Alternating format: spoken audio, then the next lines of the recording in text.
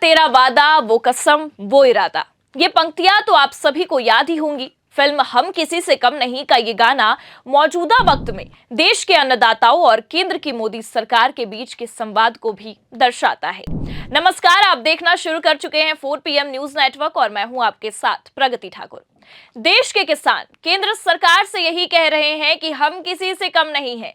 साथ ही मोदी सरकार को उसके वादे भी याद दिलाते हुए इसी लहजे में सवाल भी कर रहे हैं।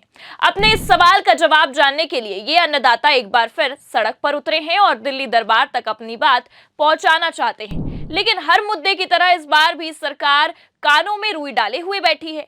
अपनी मांगों को लेकर किसान फिर से आंदोलन पर उतारू हैं और सड़क पर उतर चुके हैं, लेकिन सरकार के कानों में जू तक नहीं रेंग रही है।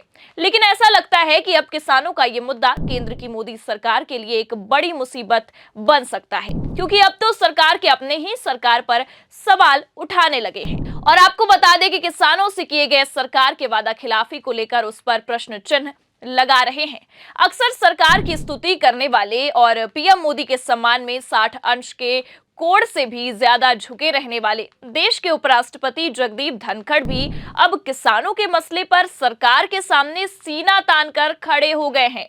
उपराष्ट्रपति ने भी अब मोदी सरकार से सवाल कर दिया है और ये पूछ लिया है कि क्या हुआ तेरा वादा।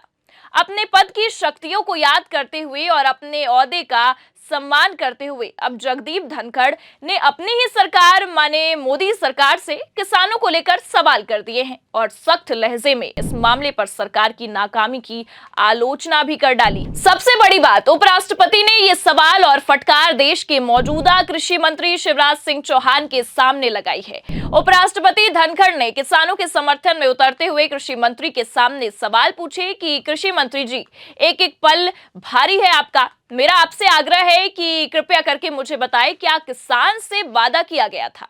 किया गया वादा क्यों नहीं निभाया गया? वादा निभाने के लिए हम क्या कर रहे हैं? उपराष्ट्रपति का कृषि मंत्री के सामने इस तरह से किसानों का समर्थन करना और सरकार से सवाल करना अब ये दर्शाता है कि कहीं ना कहीं सरकार की नाकामी और किसानों के प्रति उसके रवैये से उपराष्ट्रपति भी आहत है। किसानों की इस दशा को देखकर अंततः उनके अंदर का किसान और जाट जाग गया है। उन्होंने ये सवाल पूछ लिया जो बहुत पहले ही उन्हें पूछने चाहिए थे। दरअसल ये सब घटा मुंबई में आयोजित एक कार्यक्रम में, जहां पर उपराष्ट्रपति जगदीप धनखड़ ने बतौर मुख्य अतिथि वहां शिरकत की थी। साथ में कृषि मंत्री शिवराज सिंह चौहान भी वहां मौजूद थे। इस मौके पर ही अपने संबोधन के दौरान उपराष्ट्रपति धनखड़ ने किसानों को लेकर सरकार के रवैये पर प्रश्न चिन्ह लगाते हुए कृषि मंत्री से सख्त लहजे में सवाल कर डाला। कार्यक्रम के दौरान उपराष्ट्रपति धनखड़ ने कहा कि जिनको गले लगाना है उनको दुत्कारा नहीं जा सकता है, ये मेरे कठोर शब्द हैं। धनखड़ ने कहा कि कई बार गंभीर बीमारी के इलाज के लिए कड़वी दवाई पीनी पड़ती है। उपराष्ट्रपति धनखड़ के तेवर इस दौरान काफी तल्ख होते गए और उन्होंने कृषि मंत्री शिवराज सिंह चौहान से सीधा सवाल करते हुए पूछा कि आखिर अब तक पहल क्यों नहीं की गई। धनखड़ ने इस दौरान सरदार पटेल को याद करते हुए कृषि मंत्री को नसीहत भी दे डाली है। मुझे माननीय कृषि मंत्री जी थोड़ी पीड़ा है, मेरे लिए चिंतन और चिंता का विषय है। अब तक ये पहल क्यों नहीं हुई? आप कृषि कल्याण ग्रामीण विकास के मंत्री हैं। मुझे याद आती है सरदार पटेल की, उनका जो उत्तरदायित्व था देश में एकता करने का, कैसे उन्होंने बेखूबी किया। ऐसी चुनौती आज आपके सामने है, इसको भारत की एकता से कम मत मानिए। और यह आकलन बहुत सीमित है, संकीर्ण है कि किसान आंदोलन का मतलब सिर्फ उतना है जो लोग सड़क पर हैं। नहीं, किसान का बेटा आज अधिकारी है, किसान का बेटा सरकारी कर्मचारी है। अरे इस देश के अंदर लाल बहादुर शास्त्री जी ने क्यों कहा जय जवान जय किसान?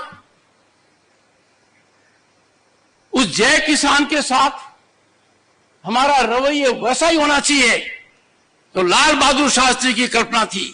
उपराष्ट्रपति जगदीप धनखड़ को पहली बार इतना सख्त होते हुए देखा गया। इस दौरान उन्होंने अपने तेवरों में और भी तल्खी लाते हुए कहा कि जब आज पूरे विश्व में हम अपने देश को मजबूत बनाने का दंभ भरते हैं और हमारी गिनती दुनिया के मजबूत देशों में होती है, तो फिर हमारे ही देश में हमारा किसान इतना मजबूर और असहाय क्यों बैठा हुआ है।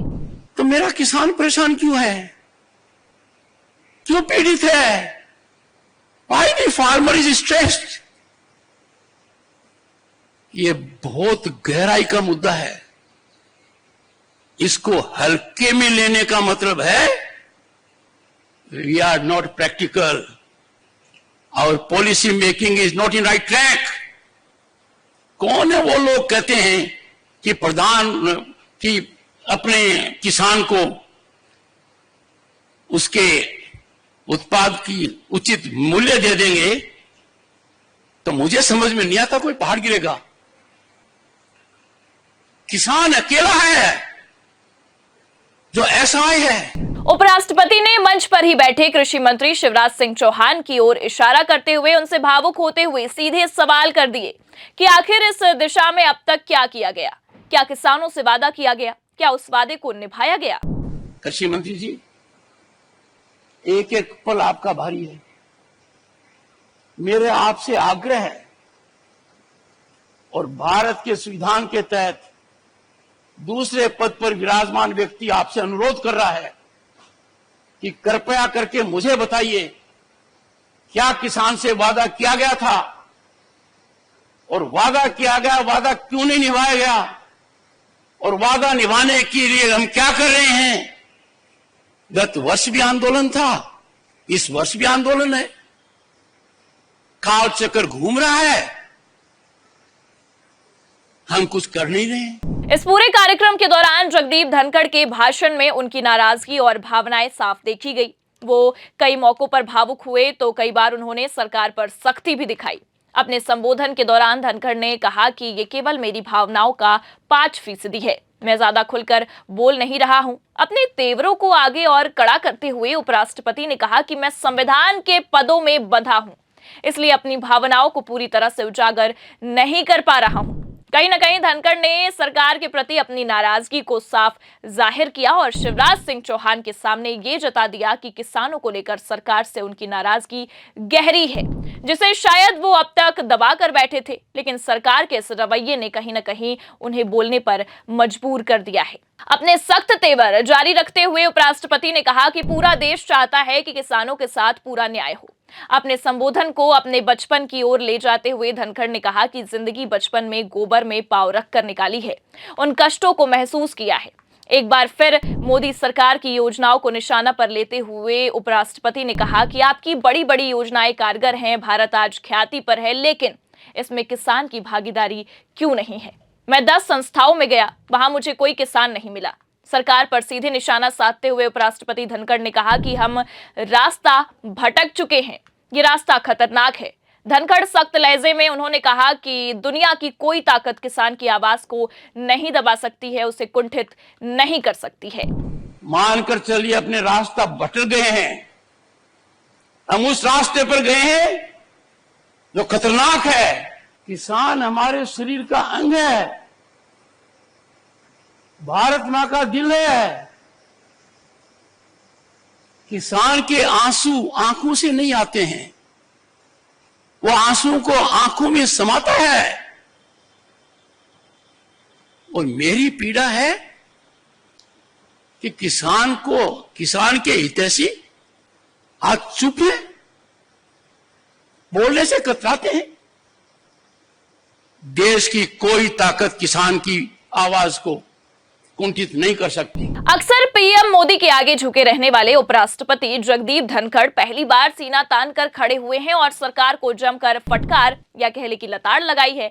जगदीप धनखड़ ने अपने मित्र प्रधानमंत्री की सरकार को ही उनके एक मंत्री के सामने आईना दिखा दिया। कृषि मंत्री के सामने उपराष्ट्रपति ने साफ साफ शब्दों में कहा कि पहली बार मैं महसूस कर रहा हूं कि विकसित भारत हमारा सपना नहीं है। उन्होंने कहा कि मुझे समझ में नहीं आ रहा है कि किसान से वार्ता क्यों नहीं हो रही है। हम किसान को पुरस्कृत करने के बजाय उसका सही हक भी नहीं दे रहे हैं। धनखड़ ने साफ कहा कि बातचीत होनी चाहिए। मैंने पहले भी अपनी चिंता व्यक्त की थी। अपने संबोधन के अंत में सरकार को खुले शब्दों में चेतावनी देते हुए उपराष्ट्रपति ने कहा कि यदि कोई देश किसान के धैर्य की परीक्षा लेगा तो उसे इसकी भारी कीमत चुकानी पड़ेगी।